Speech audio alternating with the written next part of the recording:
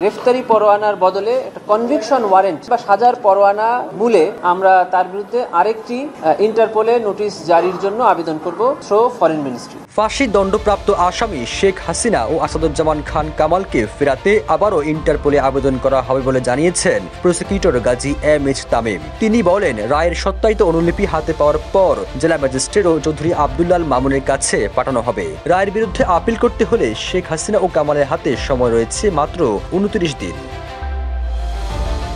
ফাঁসি দণ্ডপ্রাপ্ত পলাতক দুই আসামি শেখ হাসিনা ও আসাদুজ্জামান খান কামালকে দেশে ফেরাতে পররাষ্ট্র মন্ত্রণালয়ের মাধ্যমে গ্রেপ্তারি ও সাজা পরোয়ানা ইন্টারপোলের কাছে পাঠানো হবে। পাশাপাশি কোন প্রক্রিয়ায় শেখ হাসিনা ও কামালের সম্পত্তি বাজেয়াপ্ত করে জুলাই শহীদ ও আহত পরিবারদের দেওয়া হবে তা নির্ধারণ করবে সরকার। 18 নভেম্বর সাংবাদিকদের এসব তথ্য নিশ্চিত করেন প্রসিকিউটর গাজী এম.এইচ. তামিম।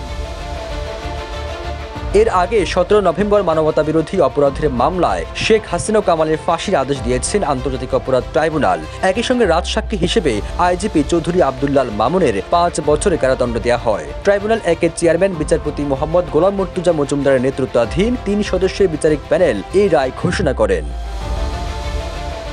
রায়ে ট্রাইব্যুনাল বলেছেন, শেখ হাসিনা সহ 3 আসামির অপরাধ প্রমাণিত। 2টি অভিযোগে শেখ হাসিনার ফাঁসির আদেশ দেওয়া হয়েছে।